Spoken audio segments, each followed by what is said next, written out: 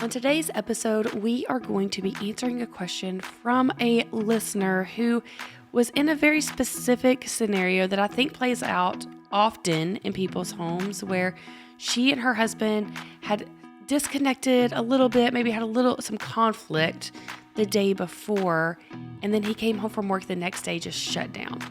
And she wanted to connect with him and know what was happening, but he was unable to get there with her in that moment and what to do next. So that is where we are headed today.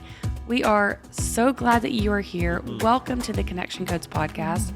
This is the podcast where we break open our emotions that take us from being disconnected to connected in our relationships and in ourselves. I'm your host, Tiara Wages, and joining me is marriage and family therapist, clinical sexologist, Dr. Glenn Hill, and his incredible wife, Phyllis. And together, they have founded the Connection Codes, which is the guide to human connection. Well, hello, world. Hi, friends. Well, just to say off this, just to start with, we love when people write in suggestions for podcasts, when people write in questions that we can use on our podcasts. And, you know, it's what we really want to do. Like, we want this to be relevant to what you're going through. And we love the feedback on what is really the most powerful for our listeners. So, and I know the topic of the wheel comes up even, you know, when we do live events and even for Glenn in session, just people that get stuck in knowing how to use the wheel because there's days when one of us is shut down. Like that's not uncommon. And to almost know the value of the wheel. We were in a session a few days ago, and the wife in this scenario deals with SOS, which is the sensory overload, and she works in a job in a hospital in labor and delivery. And she just talked about how even the beeping on the monitor with the baby heartbeat, the mama's heartbeat, like she has to listen to that all day long. And then there's a lot of touch, which is important in labor and delivery. Yeah. And so she often gets home and just needs to actually be in complete silence for a while. Well, that's challenging for her husband, who has not seen her. She works those long 14-hour shifts. And one of the things that we talked about, I just asked her, I said, what do you do? Because I think her drive home is like 25 minutes, 30 minutes, something like that. I said, what do you do on that drive home? So she threw out just different things. And I said, what if you got in your car and you had the wheel and you did the wheel just yourself out loud? Say it out loud. And what I was walking her through was the power of letting that out of your body. And I think we often miss that piece, that science piece of this whole thing. That, you know, you hear us, if you listen to our podcast, we say the term, the body keeps the score. And there's a great book written that is actually called The Body Keeps the Score. But just the idea that we have to let emotions out of our body. Otherwise, our body stores them. And eventually things go really wrong and really wonky when we have stored emotion that we're not letting out of our body. And so I just said to her, in the next week, can you do this? And we have heard from others who do this where they actually can feel the physical experience. Their body shifts. They can feel it because you're letting go of something. I mean, it's, you know, I think for some of us, we have a hard time visualizing that. But I often think of just when you hold your breath and you're doing it, you know, we used to do it with the grandkids where it's who can hold their breath the longest. And it's like at some point you have to let that breath out. Yeah. And Glenn has many times said, if you don't, you pass out, but then you come back to because then you breathe again. But it's like that idea of our body desperately needs, if you've inhaled, you need to exhale. And you feel the difference. Like when you hold your breath for just so long and you just think, I can't do this anymore. And you finally exhale. Oh my goodness, it feels so good. And it feels so right. And it's like that if we could just visualize the emotion, and that the wheel is that tool that helps us to connect with our emotions. And for many of us, we need help in that. We don't easily do it on our own. And so I think at times we just get stuck right there. And I think that the person who asked the question, like if your husband comes home and he's shut down, in that moment, you doing the wheel, you start. You're the one that's not shut down. So you start and you do the wheel. And I think that, I'd love to hear your perspective of this, because I think that for him, what was happening, for us is kind of obvious. It's what happened the day before that was still shutting him down. But he wasn't in a place where he was able to talk about that. So it didn't feel safe to him to talk about that. And in those moments, she can't push for that. Right. She can't force that. It's got to be where he feels like she really genuinely wants to know what's happening for you. I think I've missed something is such a good follow-up to what's happening. I think I've missed something. Yeah. And I don't know if she used that term, I missed something with you, to make space for his wounding from the day before that he's thought about all day at work. Right. And so he comes home so defeated and so shut down. Yeah. Yeah. And we try to convey this clearly in our masterclass Foundations. But these three phrases we didn't draw out of a hat. They're just random things we thought of around a campfire one weekend. We looked at interactions over and over and over again. And each of the three phrases, there's a lot of power in it. And just like you say, to be able to say to someone, hey, I think I missed something.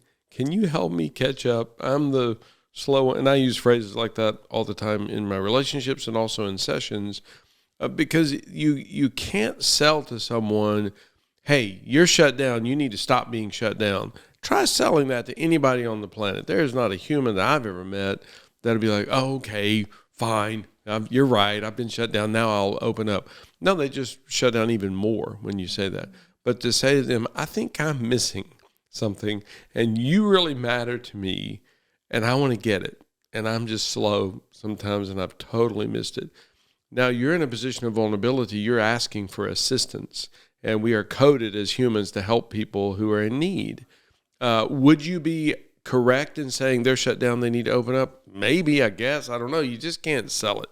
There's nobody that's going to open up to that. That demand, especially. And that's the reason we say, as humans, we have the right of request. We don't have the right of demand. So to just say to the individual, could you help me get it? I'm dense and I'm lost. And you matter to me. And of course, part of what that does is then the person receives identity and they recognize that, oh, okay, I matter to her. I didn't feel like I mattered to her. Yesterday, I didn't feel like I mattered to her when I first shut down. But okay, she's telling me that I actually do have value. I actually do matter to her. She's taking the time. And again, she's presenting it from a position of vulnerability, not a position of attack. I know from our own experience that it's not an easy position to take. Like I think that when I'm shut down, I think the way this plays out at times is that, or if I'm going through something specifically, that you may start with what's happening with you, but you're so flooded with what's happening with you that it's hard to actually really give space for what is happening for the other person. Yeah, and I always tell people they should have married a mannequin because it'd be so much easier, or a cyborg or something, because then you don't have to worry about the other person's emotion because they don't have any. Right. So, but as far as I know, most people end up marrying other humans, so it makes it tricky. I think it is very tricky because I think that the one is shut down, but that doesn't mean the other one isn't flooded. Right. Flooded with pain, flooded with fear, flooded with shame. Guilt. And so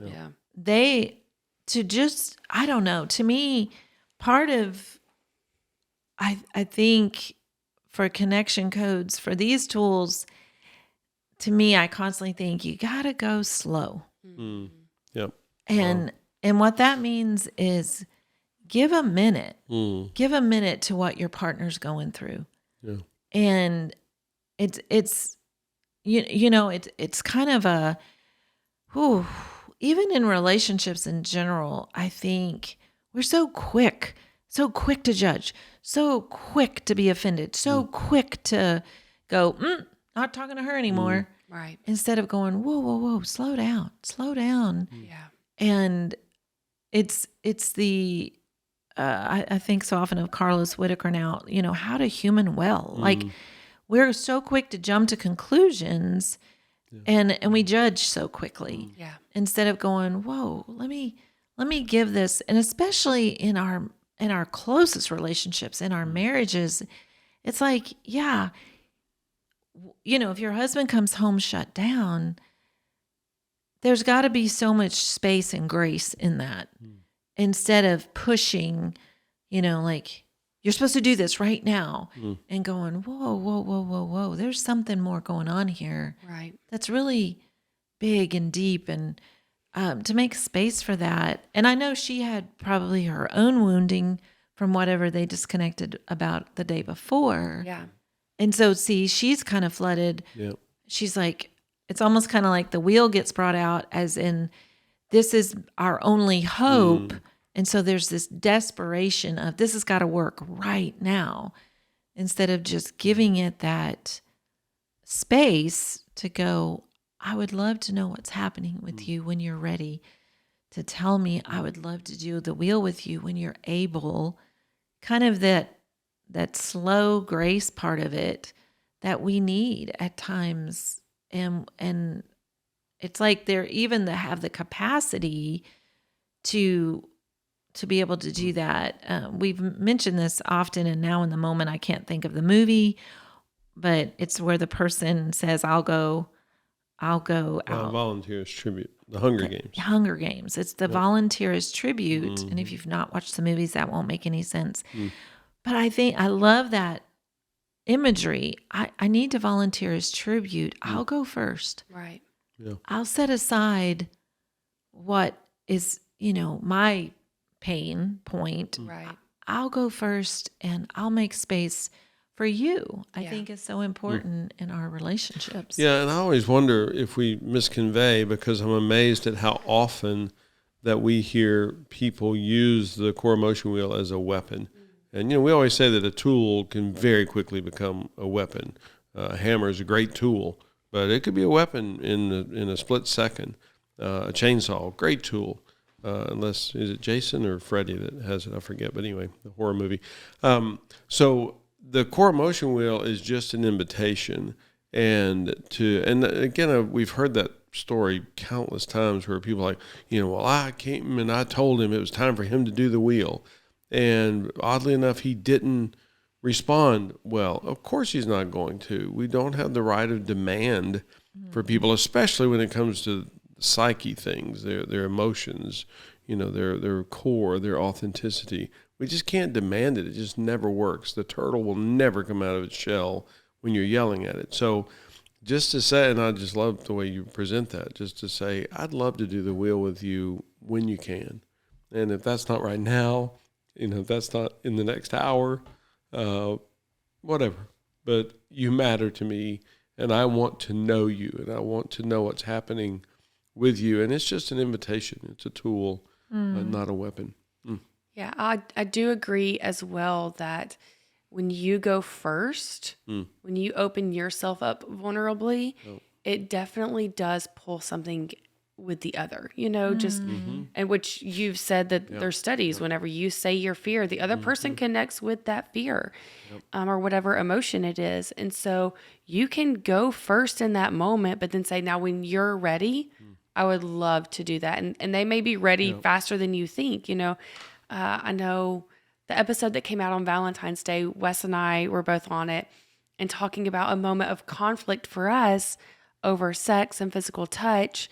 And he just started doing the wheel. He didn't ask. He just started. Wow. And it was so helpful and powerful.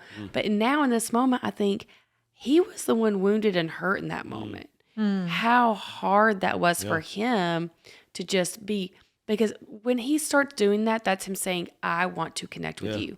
He has a choice. Wow. Yeah. He could say, I'm just going to be mad at you.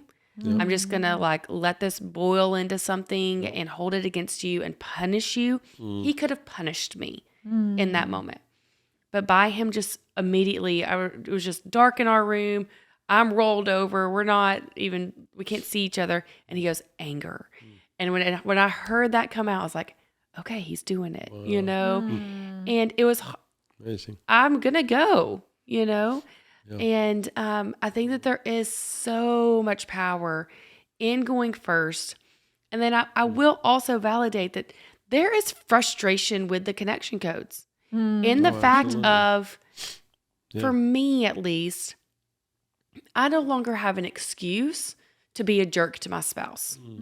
I know better. Wow. You know, like I know better than to just ignore him when he's sharing vulnerably with me. If I do that, I'm holding myself into such a higher standard now, or if I do that, man, how poor of me when I know what I should be doing to connect with my husband. I don't have an excuse anymore to be, not that I'm a bad wife or whatever, but like to just ignore what's happening with him. And so there is frustration in there because there are times where it feels like, oh, I just want to be mad at you. Just let me be mad at you right now. Right. Yeah. But man, where does that get us? Right. Nowhere. Right. Yeah, and I just have to connection codes coach that just so that people get that.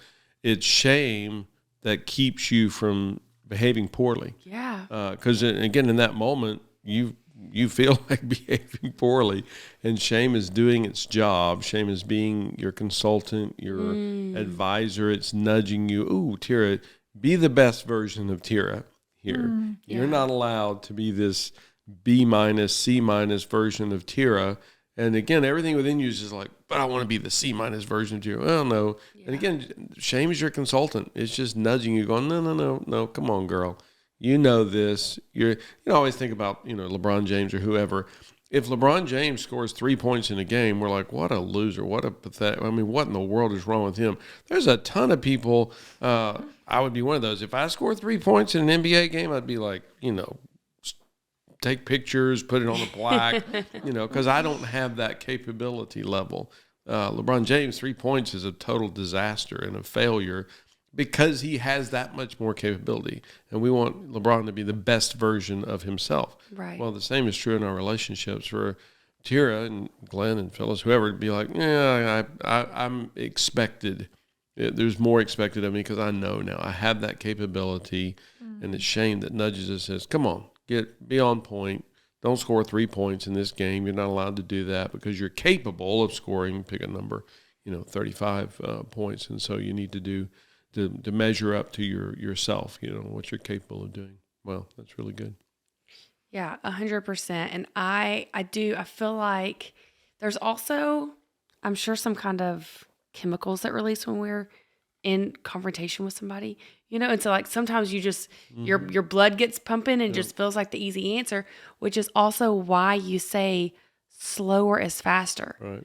By slowing that down, you actually do get to the other side faster. And that was something that was so revolutionary to me, because I always just feel like, oh, if we just like hash it out like in this really intense and hard way, then we'll get through it.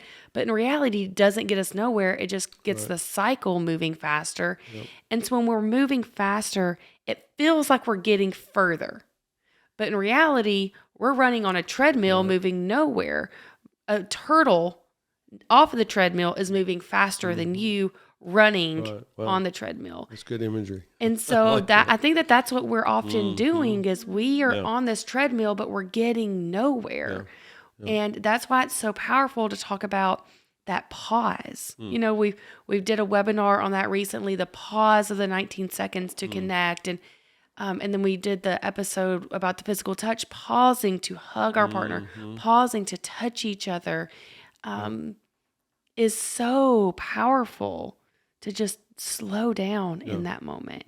Yeah, and not to mention all the wounding that's going to happen in the next 2 minutes. This we call it escalation, de-escalation, and pre-escalation. So, and a lot of marriage therapy is based on conflict resolution, which by definition means there's conflict. It means there's pain. It means there's wounding, and now we're just going to try to resolve it. Well, okay, fine, I get it. Yes, sometimes, but I want us to operate in pre-escalation, not even to get to the cyclone level, the tornado level that wrecks our home, and then we're high-fiving going, yeah, we got past the tornado. Yeah, but our house was destroyed. Right. It's going to take us a year. And they're literally, I've sat with thousands of people. There literally are times that someone destroys in 2 minutes, in 1 minute, and it's going to take them a year to rebuild what they did in that 1 minute. So there's no high-fiving. Right. And it's just silly to think, well, then we resolve the conflict. Yeah, but now you got trauma to deal with because she's going to remember what you said for the next year, 5 years, who knows. We're just exhibit A on that there have been so many wounding things that happen. It's like, oh, it only happened once, and that was 19 years ago. Yeah, but it was so deep, and it was so sharp and so traumatic that, we still suffer from that. It's amazing. 100%. And it also goes to why it's so powerful to implement it with your kids. Because you are now training them at this early age to identify these emotions. So then as they grow, they can be processing all day with each other and with you. Because we often we talk about our conflicts with our partners on here, but I have just as many conflicts with my kids as I do with Wes. I'm just not allowed to walk out on them. It feels like with our spouses, there's like this, we have the option. Or am I going to stay or am I going to leave? But when it comes to our kids, we don't have that option. And so therefore, I don't think that we work as hard to implement these things with them. We don't think they're old enough. They're not ready for it. They don't know their emotions. They don't process. And they have to love me no matter what because I'm their mom. But we literally just did an episode talking about our childhood woundings and our childhood traumas and how that affects us later. And so slowing down with everybody, these work across the board with everybody into being able to pause and recognize that in someone else of like, oh, I can sense that you're upset. Or not even I sense you're upset, but like, there's something happening here. What's happening with you? Wow. And figuring that out, whether it's your partner or your kid or your cubicle worker. Yeah, and it's an odd thing. That's one of several phrases that we hear a lot from people, and they're like, are you kidding me? We're going to do this all the time, every day, all day long. We don't have time to do that. You don't have time not to do that because, and this is why we say slower is faster. If you don't slow down, this is not, and pick a number, this is now going to take an hour and a half or a day and a half or a week and a half, month and a half, year and a half to process through. If you will slow down, and again, we're not talking for 45 minutes. Talking about 30 seconds. It's amazing to me how fast humans can process through when they have safe space.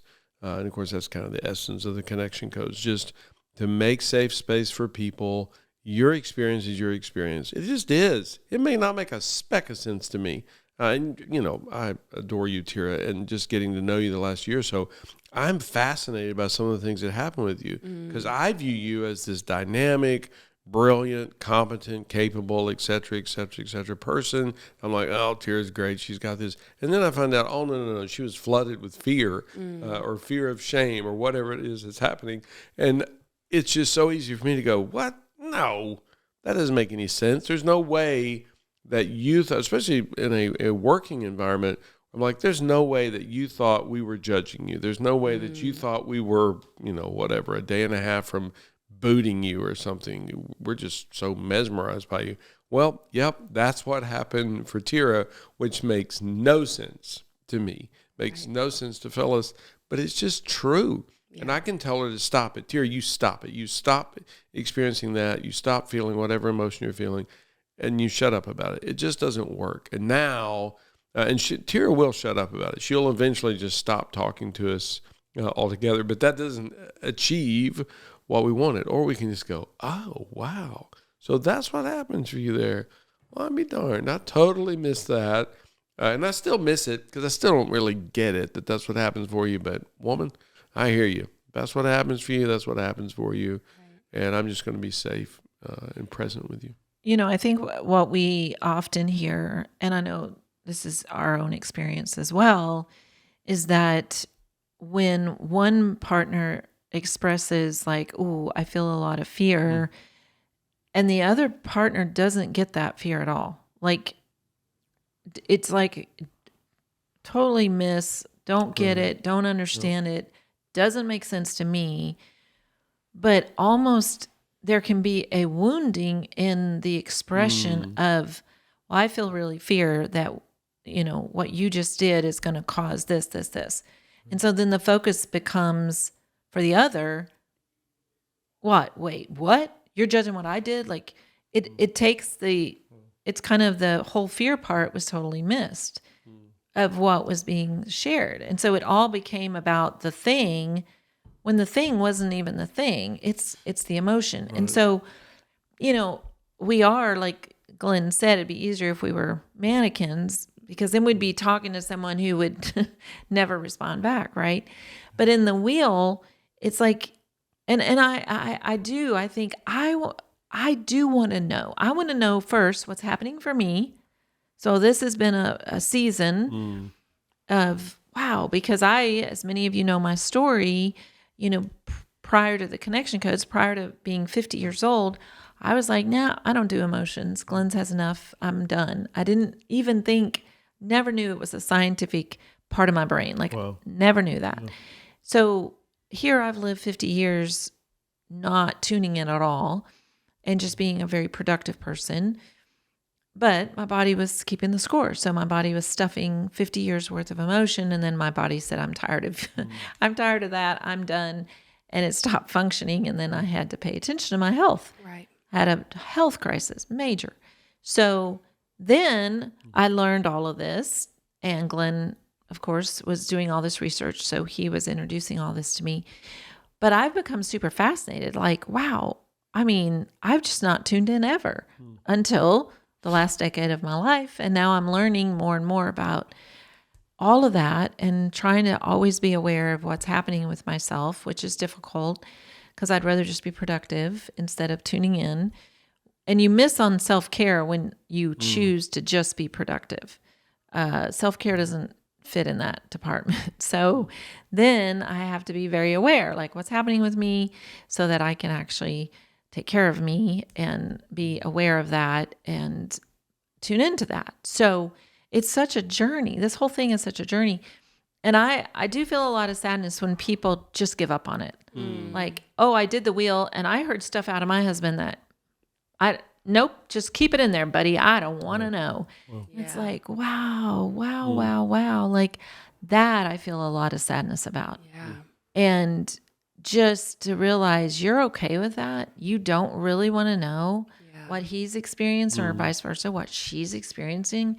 You just want to keep existing in the same house, just kind of hoping for good days, hoping that every once in a while we have fun, hoping we can go on vacation and not fight the whole time. Like a lot of people live there though. Like they really do. Yeah. And we would just love for people, and I love what you said. I was actually thinking the exact thing, that life is a journey and the connection codes journey is a journey. If you ever go play tennis with someone, they say, this is my first time, and they keep hitting aces, like they just nail it every time it's right, they're lying. There's no way. They're going to hit the ball no matter who knows where. You're going to miss. If you go bowling, you're going to go throw gutter balls. So I would love for people just to kind of, and maybe we need to convey that better for people, you're going to throw some gutter balls. This is going to be I don't want to say disastrous, but maybe a semi-disastrous thing at the beginning. And if it ends up not being, well, hallelujah, then they're pleasantly surprised. Yeah. But just to assume that, we're probably going to miss a bit here at the beginning. And Phyllis and I miss to this day. And that's another fear I have, is that people think, oh, well, Phyllis and Glenn arrived. Heck no, we're just pilgrims on the journey. We say that a lot, and I don't know if people believe us, but we're just pilgrims on the journey. Are we a little further down the trail than a lot of people? Yeah, I guess so. we've been at this a bit, but when we miss, just like every other human on the planet. So just to go into it assuming, yeah, I'm probably going to be not very good at this bowling thing, this tennis thing, this connection codes thing at the beginning, but it's a journey. And a month from now, I'll be better. And 6 months from now, I'll be even better. And a year from now, I'll probably actually have some really good traction and some really cool things will be happening. But again, that does not mean that then you live happily ever after and there's never anything detrimental that happens. There still will be. 100%. Yeah, I think that it's so vital just thinking back to that email from her coming in of just what the connection codes, what the protocols are, with the will. That's what this episode is about, doing the will specifically. And so for starters, just remember that slower is faster. Step 1, slow down with each other. Yep. Step 2, go first. Use the 3 phrases, and you be the one to step into that vulnerability. While we if I could give you a gold star every time you do that when you don't want to, I wish that I could, because I know that is a hard place to be. It is hard to go first when you too are in pain and in wounding. But when you go first in that moment, you're acknowledging I want to show up for you, and I'm willing to put my pain to the side for you. Man, what that says to your partner. Yep. Give your partner space to share, when they're in pain. Don't expect them, don't demand, don't persist, but just give them space to show up as they need to when they feel safest. And then lastly, following how you actually do the will. There are specific rules, which we're going to get to in just a second, of actually doing the will. But one of the big rules is it should only take 4 minutes. Yep. And so Glenn, go into that. You did extensive research on how you determined this. Yeah. Well, and I was just going to say that, because this just keeps coming to my mind. There's a story in the book, and if you got one of the first 100 copies of the book, it actually has the total truth of how it happened. But we had to edit it a bit. But that's a collector's item now, which is kind of fun. There's a cuss word in it. Oh, don't say We're not that. editing the story. Yes, he's changed the jargon. But a husband and wife were really mad at each other, and they did the will very, very faithfully. They were diligent about it every day. And he walked in the room and he threw the wheel on the floor, which is one of the rules. It has to be, you can't hold it. And he says, "It's time to do the stupid wheel." And he said, "And you have to go first because I need to ooh you for 2 minutes." And it's just so fascinating to hear their story that when they did the wheel, he was mad at her. He wanted to be mad at her. And he said, "I just found myself melting that whenever I heard what was happening for her at the core." And he's like, it was frustrating because I could feel my madness at her dissipating. And it was like, dang it, I want to be mad at her just in 2 minutes, just because he's oohing her. Yeah. And then he did his half of the wheel in 2 minutes, and he conveyed at the core what was happening vulnerably to him. And she oohed him, and he was like, it was unbelievable. 4 minutes later, he said, I still wanted to be mad, but he said it felt like water just slipping through my hands. I just couldn't be mad at her anymore. And he said, I still felt wounded by what had transpired between us. So anyway, we just encourage people, do it, go slow, just ooh the person, assume the other person is going to be inaccurate in their sharing. Nobody's 100% accurate in their narrative. So when they share, probably they're going to share something where you're going to be like, oh no. And again, maybe you're the one that's inaccurate. Who knows? We don't have a video of your life. So to just be able to do that. But anyway, so back to the whole 4 minutes. Yeah, what we found was if we told people it was a 5-minute exercise, they were about 40% as likely to do it regularly. And there's just something, I don't know if that's cultural or what, but if you tell somebody, oh, this will take about 5 minutes, in their mind, they think that's going to be 10 to 20 minutes. If you tell them 4 minutes, they feel like, oh, well, if it's 4 minutes, I could probably do that. Yeah. Also, and when you do the wheel and you keep it, when you know, okay, this is 2 minutes or less for me, you also are more kind of exact and precise. Right. Yep. And what's important with that, because sometimes we just in life, we use paragraphs. Right. And the problem is it's almost like your own brain gets confused in your paragraphs. Where if you very quickly go through, I feel anger that I, expect myself to be perfect. It's like a sentence. It's a sentence that communicates very well what's happening. I got a text earlier today from a dear friend in Alaska, and she did the whole wheel in her text. And so it was so short, but it was so powerful, and it completely tuned me in to how she's doing and what's happening in her life right this minute. Yeah. And I thought, wow, that is the whole objective, where if she had actually done a paragraph for every emotion, number one, I don't want to ever receive a text that long, but even I would get confused and lost, and it would be exhausting. Right. And it's the realization that this is for you to tune into yourself and get it out of your body. Yep. And to be able to do that with another human, it's a fast way to know in just 2 minutes what's going on with you.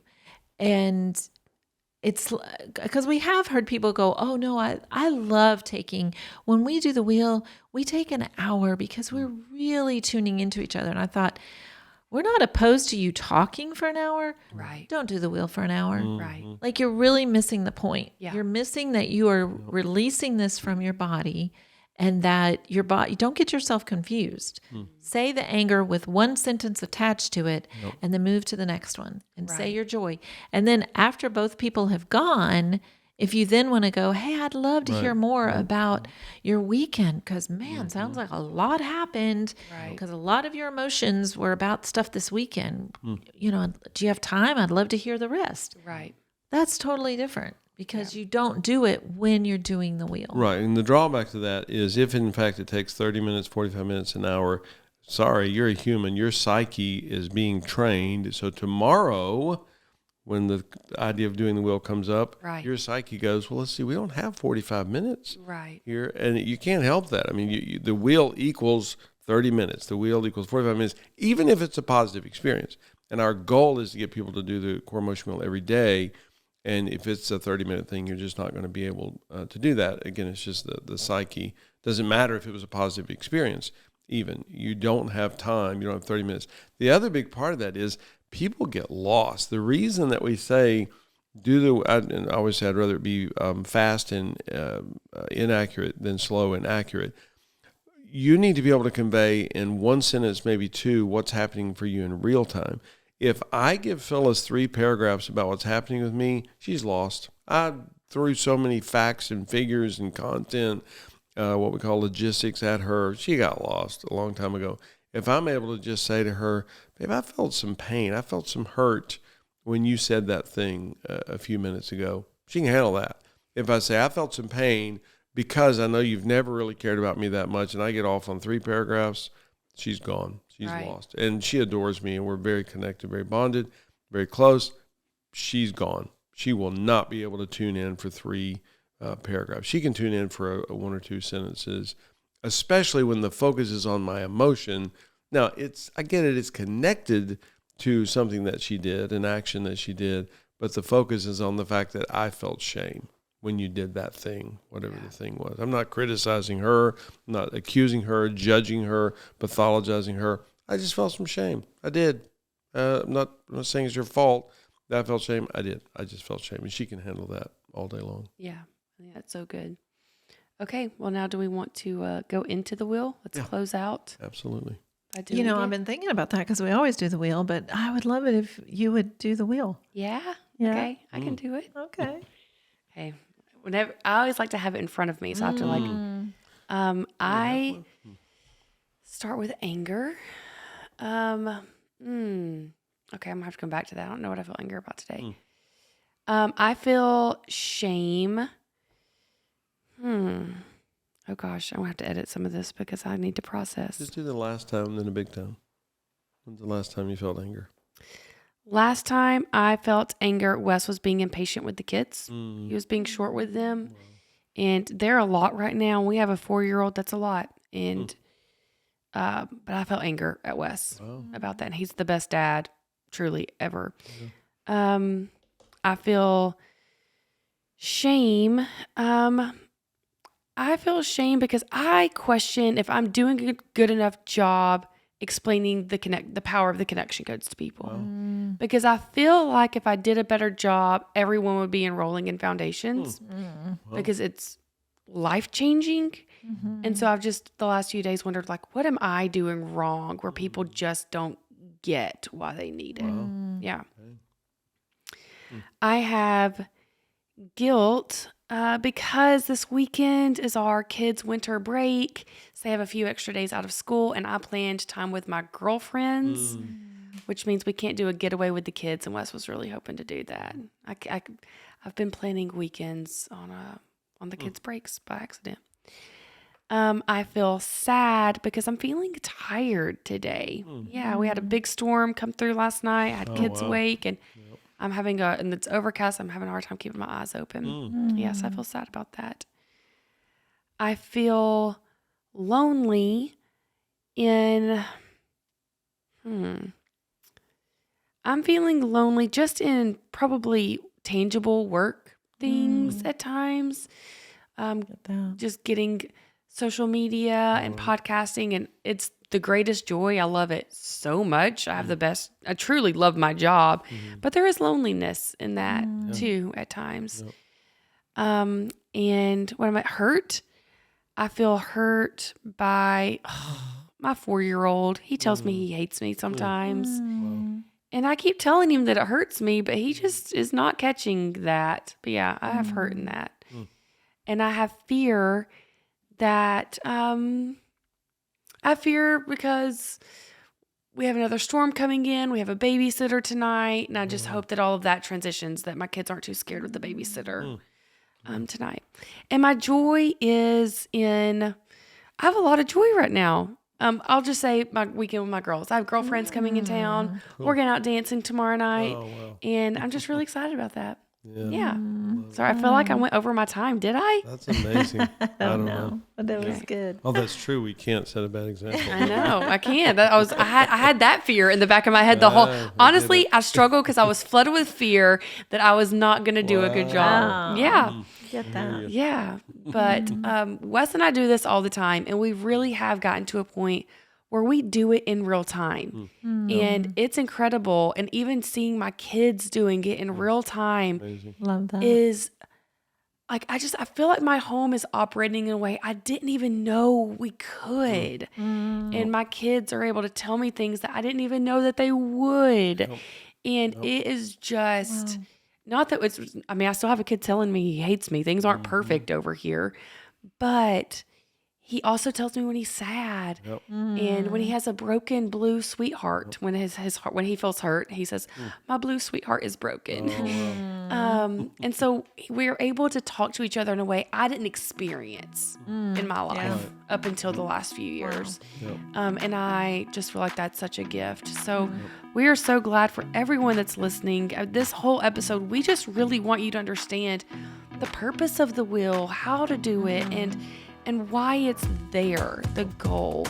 And if you have not already downloaded it to do it yourself, you can go to connectioncodes.co/podcast, and there is a free download for you to do it by yourself if that feels safest to start there, and then incorporate it with a child, your partner, your parent, your friends, and just really get to know each other on a level that is so beautiful, that connection.